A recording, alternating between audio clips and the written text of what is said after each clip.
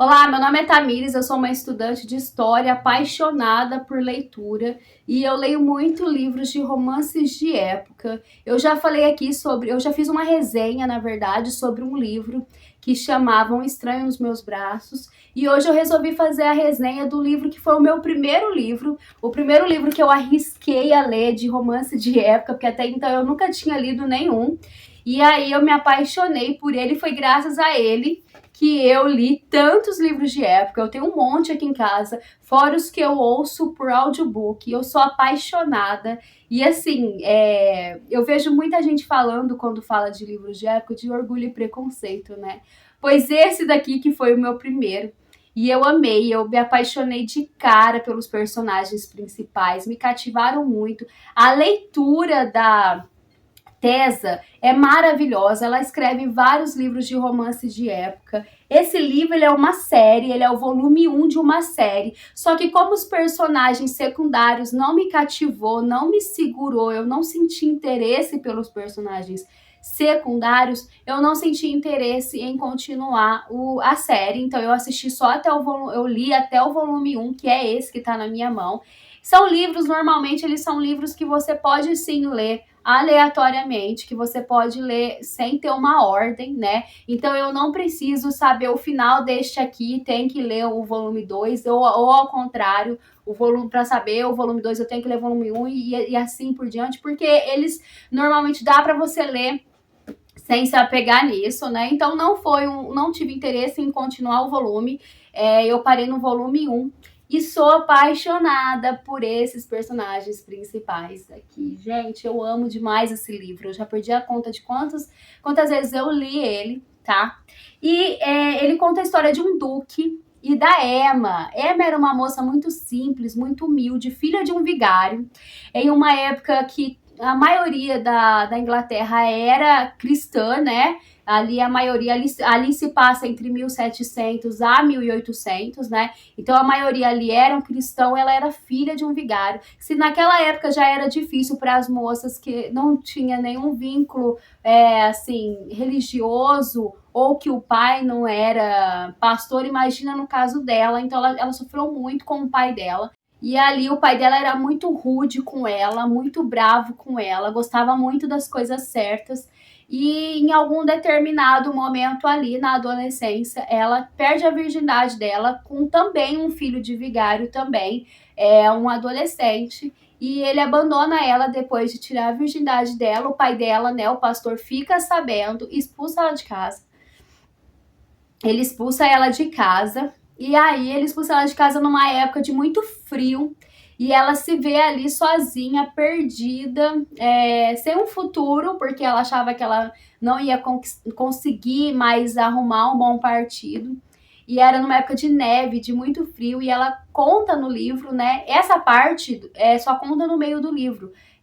Lá pro meio, mas eu já vou explicar ela agora. Ela conta que ela até perdeu um mindinho por conta do frio. Então foi uma época muito difícil para ela. Naquela época era muito difícil já para as mulheres que não tinham dotes, para mulheres que não tinham família, para mulheres que não tinham, né, que não eram virgens. Era muito difícil para elas conseguirem viver numa sociedade como aquela, né? Então ela passou uns bons apertos e aí ela foi trabalhar numa loja de costura e para poder se sustentar, né, para poder se virar ali, já que ela não tinha ninguém, já que ela tinha sido abandonada tanto pro moço que tirou a virgindade dela, quanto pro pai dela, ela se viu ali sozinha e foi trabalhar numa loja de costura. E ela tinha, sim, o interesse em montar a sua própria loja de costura e ela viu uma esperança quando uma noiva de um duque resolveu fazer um vestido de noiva lá com ela.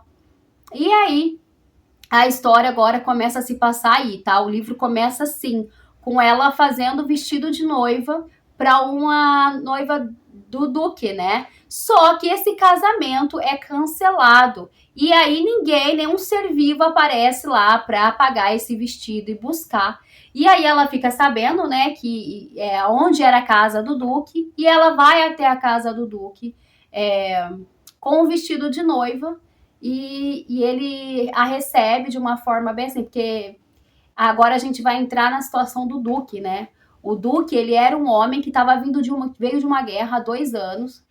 acredito eu que era a Guerra dos 7 Anos da Inglaterra contra a França, e ele sofreu um atentado ali, alguma bomba estourou ali, e então ele tinha metade do corpo, tanto o rosto assim, desfigurada, e só a outra metade era normal. Ele tinha uma metade tudo danificada, ele se sentia deficiente, ele se sentia humilhado com aquela situação, ele se sentia um verdadeiro monstro, então ele não saía de casa. Então ele se sentia deficiente por causa desse problema, ele se sentia um monstro, ele não tinha mais amigos, ele se trancava dentro da casa dele, né? Mesmo com título, mesmo com dinheiro, ele achava que ele era a pior pessoa ali. E ele não queria mais ter amizade, ele não queria mais ir em bailes, eventos sociais. Ele se trancou, exatamente, e ele tinha essa noiva, só que esse casamento foi cancelado e ele alegou que foi a noiva dele que cancelou esse casamento.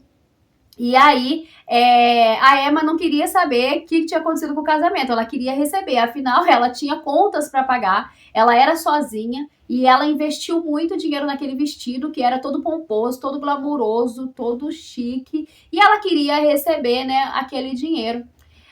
O Duque, ele, alguns dias atrás, ele tinha recebido uma carta sofrendo uma grande pressão do rei e dos maiores poderosos lá, onde dizia que o Duque precisava de um herdeiro, porque ele precisava de alguém que substituísse ele no futuro, então ele tinha que se virar para arrumar um herdeiro para ele, independente do que acontecesse.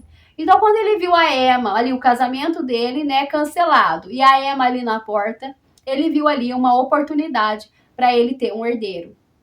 Tá? Ele faz esse tipo de proposta para ela e ela a princípio acha que ele tá louco, que é onde que já se viu ele fazer esse tipo de proposta, e ela vai embora para casa. E aí ela vai lá, na verdade, na costura, fica lá costurando as coisas dela, as roupas e tudo. E de repente uma amiga dela chega e fala para ela que está grávida, que se perdeu com um cara que fugiu e que ela tá com medo da reação do pai dela, de como o pai dela pode reagir. A Emma, ela se sente muito fragilizada com aquilo tudo, porque ela lembra do passado dela, e ela resolve ajudar a amiga dela com um plano. O Duque, quando fez a proposta para ela, ele fez a proposta dizendo que ela poderia morar numa casa abandonada, numa casa afastada, muito bonita por sinal, que ele daria para ela cuidar do herdeiro dela ali. Então, logo, ela já pensou na possibilidade de ajudar a amiga dela a morar com ela nessa casa que ela ia isolado, se ela ficar, porque ela tinha certeza que a amiga ia ser expulsa pelo pai dela, né? E aí ela já ganharia um título de duquesa, e aí futuramente ela poderia até ter uma loja de costura, ela poderia ser respeitada, já que ela não se sentia mais assim por conta do passado dela, né? Então ali ela viu várias oportunidades. Em troca de dar um herdeiro para o Duque, ela poderia ganhar um título, que ela poderia ter respeito, que ela poderia construir a vida dela, e ela ainda poderia ajudar uma amiga que poderia ser abandonada pelo próprio pai grávida, né? Então, ela fica ali pensativa sobre se ela aceita ou não essa proposta do Duque. E aí o Duque vai atrás dela novamente e ela resolve aceitar a proposta, tá? Sendo assim, eles já casam logo de começo e ela resolve levar um gato, gente, que ela tinha acabado de achar na rua. Um gato super, super arteiro, que ele vai aprontar várias. E ela dá um nome para esse gato de Calças. É muito engraçado ver as cenas desse gato na casa do Duque. Ela vai morar com o Duque, eles casam ali em segredo, até porque o Duque não tem amigos, o Duque não tem ninguém. Ele tem funcionários que amam muito ele, que respeitam muito ele, que tá com ele há muitos anos. Inclusive, esses funcionários, né, eles vão ajudar a tramar contra ele para que ele se apaixone pela Emma, porque eles sabem que aquele casamento ali é de conveniência para gerar um herdeiro. Então, eles vão tramando no decorrer do livro para que esse casal se apaixone. É muito hilário também ver a forma com que esses funcionários tentam dar um empurrãozinho. E ali, logo que eles casam, o Duque ele já começa a se preparar para engravidar a Emma, né? E ele acha que ela é virgem, então ele vai todas as noites no quarto dela e fica ali na tentativa de começando aos poucos até de fato acontecer e consumar o casamento. As primeiras tentativas dá errado. E aí uma delas, um dos culpados é o gato, que ele interrompe ali o momento, ali fazendo algumas travessuras, o que é uma cena bem engraçada também. Nada ali é forçado, tá? A Emma, ela de cara ela já se apaixona por ele, assim, ela se apaixona por ele bem no comecinho e ela super se entrega para ele, assim. Então não é forçado, mas ele é bem grosso, assim, sabe? Ele visita ela à noite, ele não aceita beijo, ele não aceita carinho, ele não aceita afeto, ele não aceita dormir com ela, tá? Ele aceita só mesmo conceber ali um herdeiro para ele, né? Que era o combinado dos dois e pronto, e acabou. E aí, depois, acho que na terceira, quarta tentativa é que dá certo, mas algo bem frio, algo bem papai e mamãe mesmo, só pra conceber e tudo mais, tá?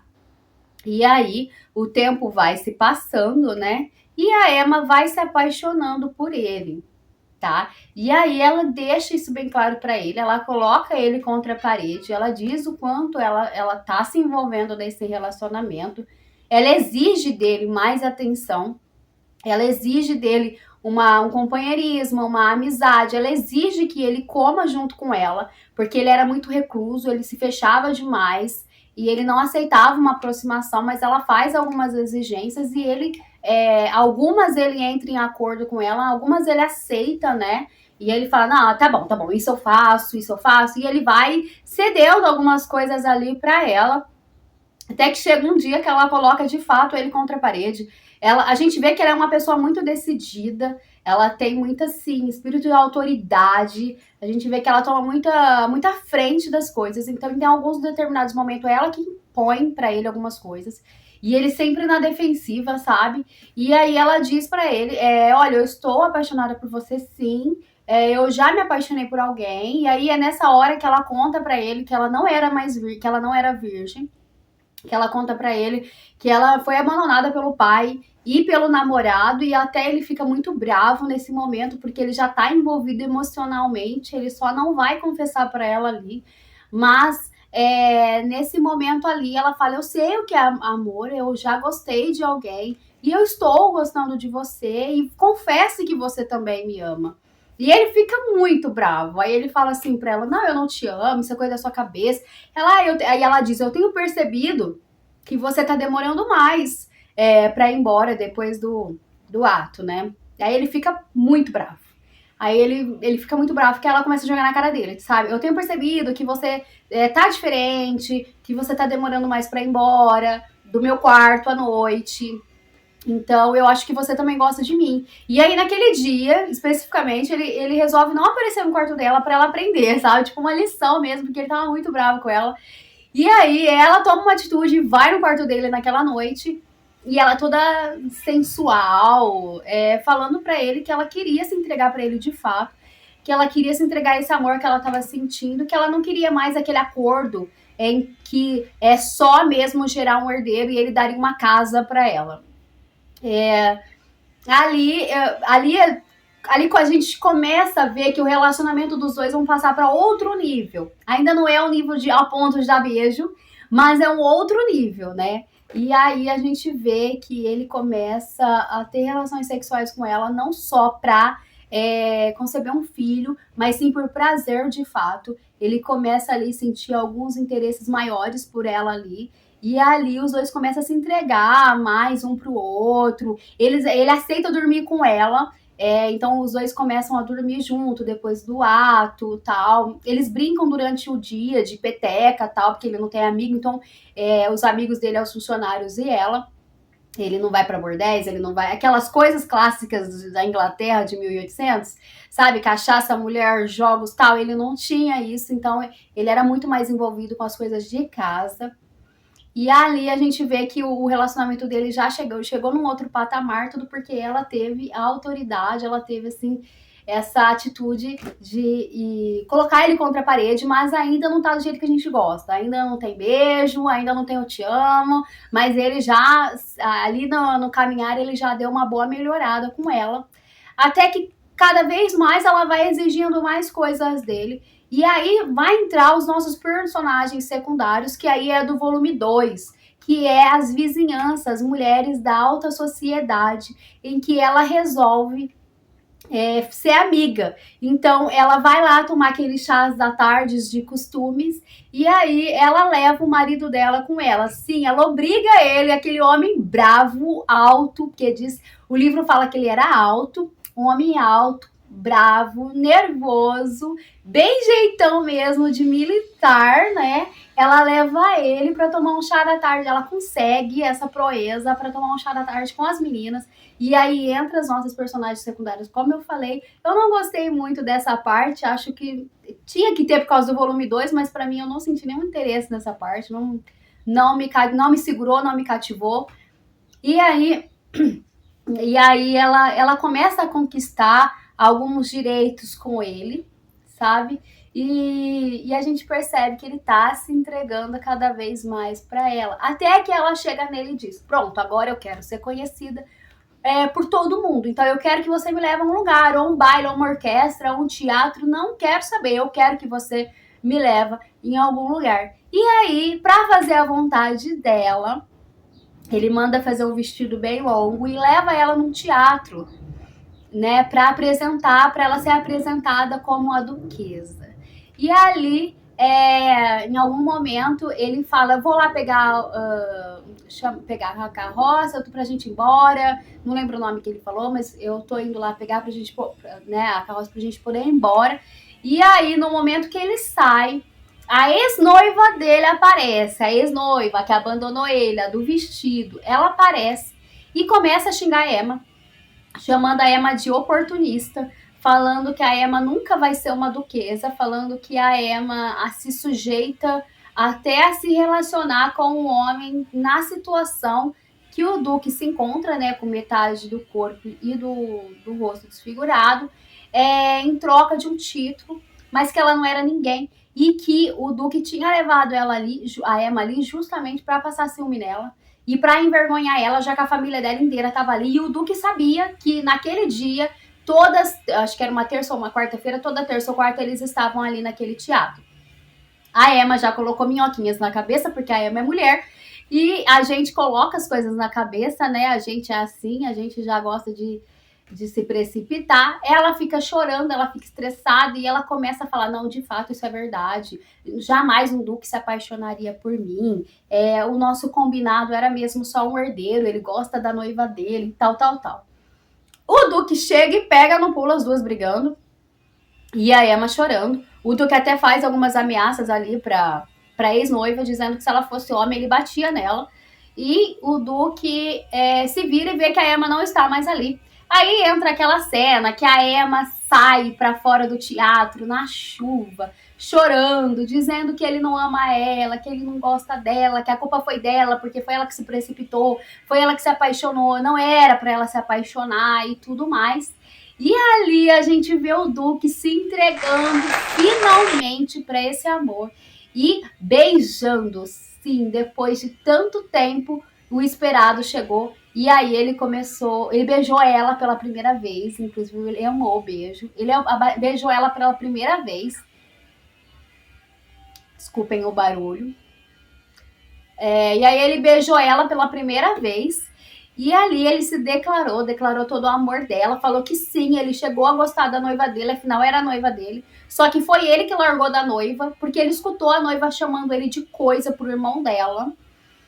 E ele quis deixar a noiva livre para escolher o que ela queria, porque a noiva tinha feito uma proposta para ele, a mesma proposta que ele fez para Emma. A noiva falou que até casaria com ele se ele não a beijasse, se ele não dormisse com ela todas as noites, se eles só dormissem junto para ter o herdeiro, tá? Ela só queria o herdeiro. Ela não queria, e o título de duquesa, ela não queria beijar ele, ter relações com ele, mas somente para ter o herdeiro. E foi a mesma proposta que ele fez para Emma, porque ele passou a acreditar que aquilo era a única forma dele ter um herdeiro mesmo, sabe? Ele passou a acreditar naquilo. Então, ele achou que era muita humilhação que a noiva dele estava fazendo com ele, por isso que ele largou dela. Só que naquela época, as mulheres abandonadas pelos noivos, elas perdiam tudo, elas corriam o risco de nunca mais arrumar ninguém e ter uma reputação queimada. Então, por isso que ele saiu espalhando para todo mundo que foi ele que largou, que foi ela que largou dele, né? E então ele conta isso pra Emma, ele fala que ele ama a Emma, que ele é apaixonado pela Emma, como ele nunca gostou de ninguém, e que de fato ele gostou da noiva dele, só que ele não tinha nenhum tipo de sentimento mais pela noiva, ele gostava mesmo era da Emma, eles se entregam ao amor, eles se beijam, eles se declaram um pro outro, e ela desmaia. Sim, porque a gente ainda não tá no final do livro. Então ela desmaia. Ela desmaia, ele leva ela ali para uma pousada. E, gente, tem um paralelo nesse livro, que é o seguinte. Ele, de fato, se acha um monstro. Porque foi colocado isso na cabeça dele. Então, ele acha que ele é um monstro justamente por causa do estado físico dele, né? Fisicamente falando, ele se achava um monstro. Então, ele começa a se sentir o justiceiro. Ele sai à noite, porque é o único momento que ele sai. Ele sai à noite de casa, quase todos os dias da noite, para assustar as pessoas que fazem mal a alguém. Então ele anda ali pela Inglaterra, assustando todo mundo que ele via pela frente, que estava fazendo algo de errado. Então ele se sentiu o próprio justiceiro. Inclusive ele até vai atrás do pai da Emma. Em um determinado momento ele vai atrás do pai da Emma. Ele finge ser o próprio Satanás para assustar o pai da Emma, para o pai da Emma se arrepender do que fez com a própria filha. E depois até o pai dela procura ela, assim, para pedir perdão para ela, para se desculpar pelo que fez por ter abandonado a filha, porque ela tinha perdido a virgindade, né? Então ele é um verdadeiro justiceiro, assim, ele fica em busca de vingança pela noite. Em algumas noites ali, a Emma até fica brava com ele quando ela descobre, porque é muito engraçado também essa cena. É desnecessária? É desnecessária. Acrescenta alguma coisa? Não, não acrescenta, mas é engraçado. Então, fechando esse paralelo, eles vão pra pousada. Eu falei isso porque na pousada todo mundo fica encarando ele, achando que ele realmente é o cara que veste ele vestia um negócio preto, né? Um manto preto, não lembro, um capuz, né? Também preto. E aí ele ia à noite como justiceiro e todo mundo ali na pousada desconfia que era ele, né? Por isso que eu entrei nesse detalhe.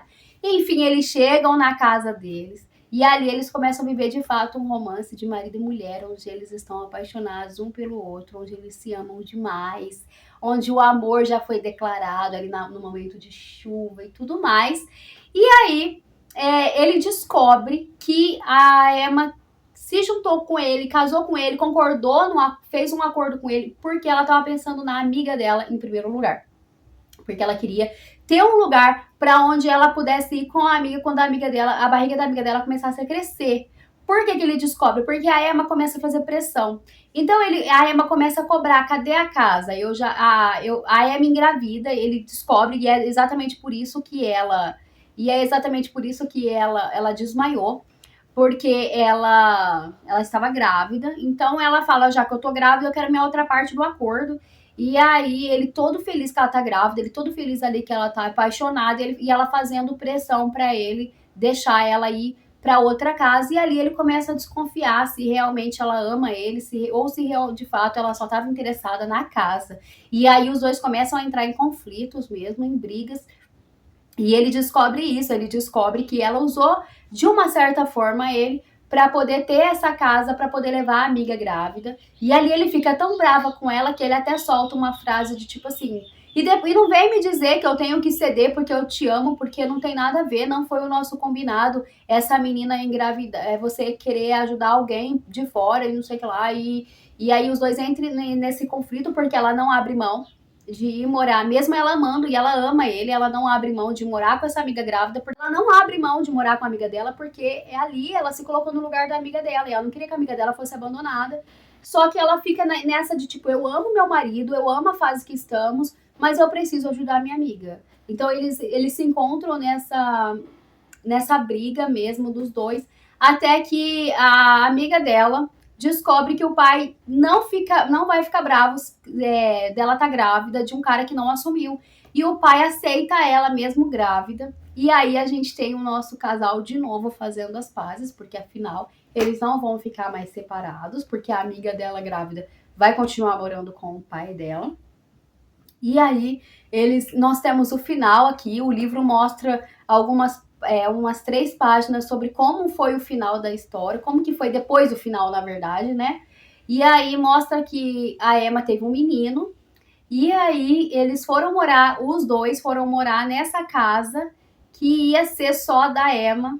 E aí o mordomo deles, que é tão amado por eles, que foi um dos que ajudou os dois a tentou juntar os dois, né, para os dois se apaixonarem ali, cuida do filho deles para eles. Mostra umas cenas aqui que eles não vão ter mais tempo para ficar transando toda hora, como eles amavam fazer.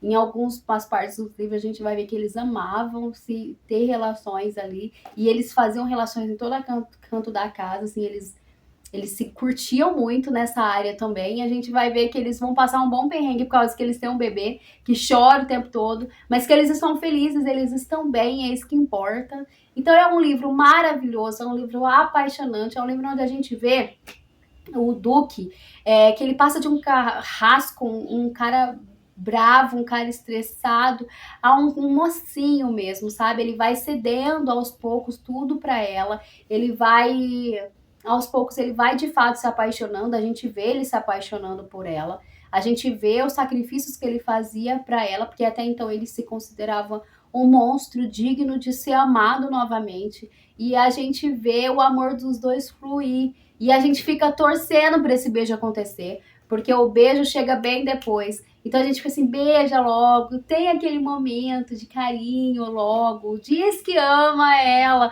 A gente tem essa vontade. Já assistiu série coreana? Série coreana demora tanto pro beijo acontecer. Sexo às vezes nem acontece. E a gente fica assim, na hora que o beijo acontece, com o coração bem quentinho, né? No livro também não é diferente.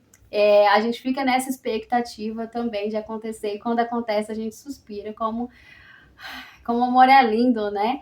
E aí, é um livro que eu amo, é um livro que fica no meu quarto, para vocês terem uma noção, porque às vezes quando eu tô nervosa, estressada, eu quero dar uma inspirada, eu vou lá e pego na parte em que eles se declaram, sabe? É um livro muito, assim, apaixonante mesmo. Eu sou muito romântica, então é um livro que me segurou muito, assim. E aí tem 2 coisas que eu acho desnecessárias nesse livro? Tem 2 coisas que eu acho desnecessárias nesse livro. Torna ele um livro ruim? Não, não torna. O que é? O fato deles querer ser justiceiro, gente, dele colocar um negócio aqui, que eu esqueci o nome agora, dele colocar um trem aqui, preto, e sair na noite se sentindo justiceiro, ao ponto de aparecer no jornal da cidade. Desnecessário? Desnecessário. Afinal, a gente tá lendo um filme de aventura, ou a gente tá lendo um livro de aventura, ou lendo um livro de romance? Um livro de romance. Então, essas cenas aí, eu acho que elas não deveriam ter para encurtar um pouco o livro. Então, é uma cena de se fazer, tem uma cena desnecessária? Tem essa. Ele não inclui nada, não melhora, não piora em nada, não muda nada no romance dos dois, o fato dele se achar justiceiro e às vezes sair à noite por aí catando quem faz mal com as pessoas. Mas enfim, não deixa de ser o meu livro preferido. E a outra parte também que não me cativou, não me segurou, foi as pessoas que apareceram secundárias, as pessoas que vão estar no volume 2, né? Que são as meninas, as vizinhas deles, que é as meninas com quem a Emma toma chá da tarde. Também achei que não acrescentou em nada, não achei nada de interessante. Na verdade, eu gostava muito dos dois ali dentro da casa, das conversas dos dois, do contato dos dois, da fase que os dois estavam vivendo. Cada época era cada parte do romance que eles estavam se conhecendo melhor, a parte que ele cedia, a parte que a parte dele se apaixonando, né? Gradualmente. Eu gostei muito mais dessa parte em que eles estavam ali tentando se conhecer e se apaixonando um pelo outro. Enfim, é isso. Gente, se você ama livro de época, leia esse livro, sabe? Porque é maravilhoso mesmo. Eu já li tantos e eu tô aqui te falando com todas as palavras que é o melhor livro de época. Eu tô parecendo até uma louca falando isso, porque eu amo demais esse livro. e sou apaixonada por essa escritora. Vou ler o volume 2? Não, provavelmente não. Poucas coisas me seguram. E parece que não vai, que o volume 2 não vai me segurar, não sei, mas eu acho que eu não vou ler, não vou continuar essa série. Porém, os personagens principais, a Emma e o Duke, é maravilhosos. Eu amo demais esse casal. Torço para que tenha um filme um dia dos dois, mas eu duvido. Acho muito pouco provável. Então é isso. Espero que vocês tenham gostado.